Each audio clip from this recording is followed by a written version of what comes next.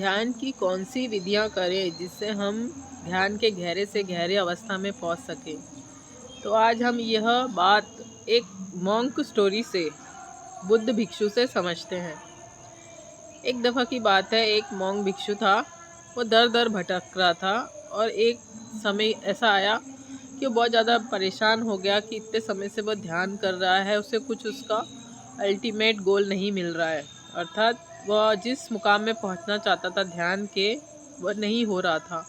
कभी वह मन में फंस जाता, कभी कोई भाव में फंस जाता, कभी अहंकार में फंस जाता। फिर ऐसी जगह जगह भटकते भटकते एक वो मॉन्क भिक्षु के आश्रम में पहुंच गया। एक पुराने समय में जो कुटिया जैसा कुछ होता है, वहाँ वह पहुंच गया। तो अब वहाँ जाके पहुँचा, उसे थोड़ी सी डूबते को तिनके का सहारा, ऐसा उसको महसूस हुआ कि शायद अब मुझे सही रास्ता मिल जाए। कई कस्बे, कई कबीले और कहीं जगह ठहर ठहर के आया और अब उसे ऐसा महसूस हुआ कि शायद यहाँ एक आखिरी उपाय हो सके, तो ये मेरा आखिरी डेस्टिनी है। अब मैं इसे अपनी आखिरी डेस्टिनी मानता हूँ। अगर यहाँ कुछ मिल गया तो ठीक है, नहीं तो मैं ये सब छोड़ छाड़ के ख़त्म कर दूँगा। गुरु से मिलने जाता है और अपनी गुरु को सारी दुविधा सुनाता है कि मैं इतना ज़्यादा सालों से भटक रहा हूँ, मुझे कोई सही मार्गदर्शन नहीं मिल रहा। मैंने हर तरह के उपाय हथकंडे अपना लिए। अब कोई आप ऐसी ध्यान विधि दे दो जिससे मैं अपने अल्टीमेट गोल तक, कि मैं स्वयं को जान सकूं और जिस रास्ते में निकला था उस मंजिल तक मैं पहुंच सकूं। तो गुरु कहते हैं ठीक है। गुरु ने एक विधि उसको पकड़ा दी, माला जपने की विधि पकड़ा दी कि जा तू इसे जप और देखो समझ में आ जाएगा। फिर गया वो, कई दिन कई साल वो माला जपता रहा। वहाँ भी उसको कुछ नहीं हुआ। वापिस वह गुरु के पास आया कि गुरु आपने कहा था कि मैं माला जपूँ, मैंने किया, इससे मुझे कुछ भी नहीं हो रहा। और गुरु को पूछता है कि क्या सच में मेरे जीवन में कोई आपको बदलाव दिख रहा है या मेरे को कोई घटना घटी। वो बार बार जाके गुरु से पूछता था। फिर वह दूसरी विधि देते हैं उसे। गुरु भी उसे चेक कर रहे थे। गुरु फिर उसे दूसरी विधि देते हैं कि अब तू सांसों को पकड़ ले, तेरा नाम जब से कुछ नहीं हो रहा तो अब तू सांसों को पकड़ ले। तो अब वो सांसों की ध्यान उसे थमा देते हैं। जाता है, उठते बैठते वो अपने सांसों की डोरी पकड़ के घूमता रहता, कार्य करता रहता और वो मगन हो जाता। लेकिन उसे अभी भी पूरी तरीके से संतुष्टि नहीं मिली। कुछ उसमें डेवलपमेंट ज़रूर हुआ था, थोड़ा शांत हो गया था, थोड़ा उसकी बेचैनी कम हो गई थी। लेकिन अभी भी वह बहुत ज़्यादा इस विचार में था कि मुझे कुछ हो क्यों नहीं रहा, मैं इतना समय दिया, कहीं मैंने अपनी ज़िंदगी बर्बाद तो नहीं कर ली। फिर कुछ दिन हो जाते हैं, फिर वह जाता है गुरु के पास। तो गुरु से जाकर फिर कहता है, गुरु फिर कोई उसे मेथड थमा देते हैं, ये विधि कर लो। फिर वह विधि करता है, कई समय तक के वह करता रहता है। फिर भी उसका मैं नहीं टूटता है, क्योंकि करने वाला कौन होता है, वो तो मैं ही होता है। जो मन है, करने वाला मन ही है। जब तक कोई भी विधि मन के तल पे करेंगे तो हम मन से तो छूट ही नहीं सकते। तो शुरू में विधि करना भी ज़रूरी है, लेकिन अगर अल्टीमेट गोल चाहिए, अल्टीमेट हमें स्वयं तक पहुंचना है, तो विधि को छोड़ने की कला भी आनी चाहिए। उसने सब कर कर के देख लिया। अंत में वो पहुंचता है गुरुजी के पास और कहता है कि गुरुजी, मैंने हर तरह की चीज़ें अपने जीवन में अपना लिया, अब मैं कोई विधि नहीं चाहता, अब मैं आखिरी पड़ाव पे हूँ, मुझे कोई विधि नहीं चाहिए, अब मैं बहुत थक चुका हूँ, हार चुका हूँ। फिर उसी रात वह जाता है अपने कुटिया की तरफ और सो जाता है। उस रात वो कुछ नहीं करता और यही चीज़ वो बहुत लंबे समय से 10-12 सालों से कंटिन्यू कुछ न कुछ करते आ रहा था। वो एक ऐसी रात थी जिस दिन उसने सब कुछ करना छोड़ दिया।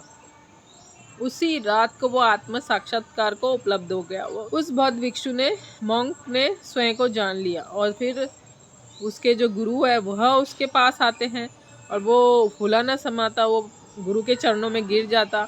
उसको बात समझ में आ जाती कि कोई भी विधि आपको आत्म साक्षात्कार नहीं करवा सकती। वह गुरु के चरणों में गिर पड़ता और बहुत भाव विभोर होता और उसके अश्रु बहुत बहते और वो बहुत हृदय से कृतज्ञ होने लगता कि गुरु ने मुझे विधियाँ क्यों थमाई थी और विधि में कैसे मैंने विधियों को छोड़ा और फिर कहाँ जाके मुझे, जिस दिन मैं पूरी तरीके से विसर्जित हो चुका था, तब मुझे कुछ महसूस हुआ।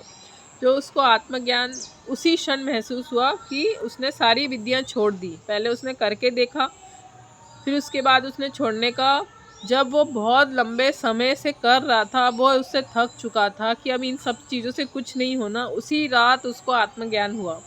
इसका मतलब ये हुआ कि करने वाला कौन है और हम क्या कर रहे हैं, ये इम्पोर्टेंट है। करने वाला मन है। अगर हमने ये बात नहीं समझी कि मन ही कर रहा है और करवाने वाला कौन है, अगर ये डिफरेंस हमको नहीं समझ में आ रहा, तो हम भी ऐसी हजारों विधियों में फंसे रह जाएंगे। क्योंकि विधियों से ज्ञान उपलब्ध हो ये बिल्कुल भी ज़रूरी नहीं है। विधियों से हम कुछ दूरी तक चल सकते हैं, कुछ दूरी नाप सकते हैं, विधियों के सहारे अपनी अल्टीमेट मंजिल तक नहीं पहुंच सकते। उस शिष्य के साथ भी यही हुआ। जब उसने सब चीज़ें छोड़ दी, पहले पकड़ी और वो पकड़ने में भी 100% उबला। अगर हम विधियां करते हैं, कुनकुनी करेंगे, तब भी हम उसमें छोड़ने की स्थिति में नहीं आएंगे। पहले 100% करना ज़रूरी है, क्योंकि मन को उस लेवल तक, उस 100% तक के उबलना पड़ेगा, छोड़ने के लेवल तक। मतलब जब तक मन 100% उबलता नहीं, तो वो भाव कैसे बनेगा। हमारे मन का एक जो अहम है, अहंकार टूटने के लिए उसके अल्टीमेट अहम के लेवल तक जाना होगा, 100% उबलना होगा हमें, तब जाके विधियाँ अपने आप छूट जाएगी और अपने आप हमें कुछ अल्टीमेट अनुभव होगा। तो यही चीज़ ध्यान के साथ है। अगर हम हजारों विधियाँ कर लें, फिर उसके छोड़ने की कला ना सीखें, अगर हम उन विधियों से नहीं थकते हैं, तो हम कहीं भी नहीं पहुंच सकते। विधियों को करना भी ज़रूरी है, विधियों को छोड़ना भी ज़रूरी है। जो भी पकड़ हमने विधियों की बनाई है वो भी ज़रूरी है, और थकना भी ज़रूरी है। ये भी एक प्रोसीजर का हिस्सा है। अगर हम सिर्फ एक ही तरफ देखेंगे कि हम कुछ नहीं कर रहे, कि कुछ होना तो है नहीं, वो भी गलत है। अगर हम ये सोचते हैं कि विधियाँ न करके हम पहुंच जाएंगे, तो ये भी गलत है। क्योंकि हमारे मन का स्वभाव है वो करना है, कुछ ना कुछ करते रहना। आपने देखा होगा कि कई लोग खाली बैठ ही नहीं सकते। 5 मिनट 15 मिनट की बात छोड़ो, 5 मिनट खाली नहीं बैठ सकते। कोई अखबार पढ़ने बैठ जाएगा, कोई व्हाट्सअप में लग जाएगा, सोशल मीडिया में लग जाएगा, कोई टीवी देखने लग जाएगा, नहीं हुआ तो उठ के कहीं घूमने चले जाएगा, दोस्त भाई से बात करने लग जाएंगे। तो हम सबकी मनोदशा यही है। आध्यात्मिक दुनिया में बहुत सारी चीज़ें हमारी जीवन में रूपांतरित करनी होती है। पहले आपको विधि करनी पड़ेगी, फिर उस विधि से जो आपका अनुभव आता है उसे पकड़ उसकी वो भी छोड़नी पड़ेगी, और थकना भी पड़ेगा, और अल्टीमेट आप फिर उस मुकाम तक पहुंच सकते हैं। शायद ही कोई 100 में से, लाखों में से एक होगा जो डायरेक्ट अल्टीमेट मुकाम पे पहुंच जाए। जैसे थे अष्टावक्र। अष्टावक्र ने कुछ नहीं किया, वो डायरेक्ट ही, उनका कोई मेथड नहीं था कि इस तरह ध्यान से जाएंगे, इस तरह, वो डायरेक्ट ही साक्षी पे जम कर गए। कोई ध्यान विधि करता है, कोई ज्ञान से चलता है, कोई भक्ति से चलता है, नहीं, अष्टावक्र डायरेक्ट ही जंप कर गए और सीधा एनलाइटेड हो गए, ऐसा कहा जाता है। तो वही है कि विधियाँ करें, उसको समझें, जहाँ तक विधियाँ आपको लेके जा रही है आप वहाँ तक जाएं, और फिर उसका व्यर्थता भी समझें और उसे छोड़ दें।